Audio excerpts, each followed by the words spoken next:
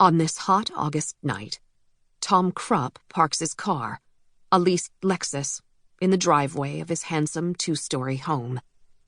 The house, complete with a two-car garage, is set behind a generous lawn and framed with beautiful old trees. To the right of the driveway, a flagstone path crosses in front of the porch, with steps leading up to a solid wooden door in the middle of the house. To the right of the front door is a large picture window the width of the living room. The house sits on a gently curving street that ends in a cul-de-sac. The surrounding houses are all equally attractive and well-maintained, and relatively similar. People who live here are successful and settled. Everyone's a little bit smug. This quiet, prosperous suburb in upstate New York, populated with mostly professional couples and their families, seems oblivious to the problems of the small city that surrounds it, oblivious to the problems of the larger world, as if the American dream has continued to live on here, smooth and unruffled. But the untroubled setting does not match Tom's current state of mind. He cuts the lights and the engine and sits uneasily for a moment in the dark, despising himself. Then, with a start, he notices that his wife's car is not in its usual place in the driveway. He automatically checks his watch. 9:20. He wonders if he's forgotten something. Was she going out? He can't remember her mentioning anything, but he's been so busy lately. Maybe she just went out to run an errand, and will be back any minute. She's left the lights on. They give the house a welcoming glow. He gets out of the car into the summer night. It smells of freshly mown grass, swallowing his disappointment. He wanted, rather fervently, to see his wife. He stands for a moment, his hand on the roof of the car, and looks across the street. Then he grabs his briefcase and suit jacket from the passenger seat and tiredly closes the car door. He walks along the path, up the front steps, and opens the door. Something is wrong. He holds his breath. Tom stands completely still in the doorway, his hand resting on the knob. At first, he doesn't know what's bothering him. Then he realizes what it is. The door wasn't locked. That in itself isn't unusual. Most nights he comes home and opens the door and walks right in, because most nights Karen's home, waiting for him. But she's gone out with her car and forgotten to lock the door.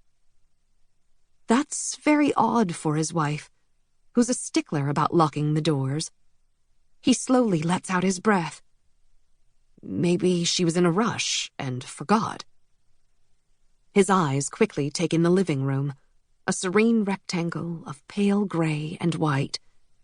It's perfectly quiet. There's obviously no one home. She left the lights on, so she must not have gone out for long. Maybe she went to get some milk. There will probably be a note for him. He tosses his keys onto the small table by the front door and heads straight for the kitchen at the back of the house. He's starving. He wonders if she's already eaten, or whether she's been waiting for him. It's obvious that she's been preparing their supper. A salad is almost finished. She has stopped slicing mid-tomato. He looks at the wooden cutting board, at the tomato and the sharp knife lying beside it. There's pasta on the granite counter, ready to be cooked, a large pot of water on the stainless steel gas stove. The stove is off and the water in the pot is cold. He dips a finger in to check. He scans the refrigerator door for a note. There's nothing written on the whiteboard for him. He frowns.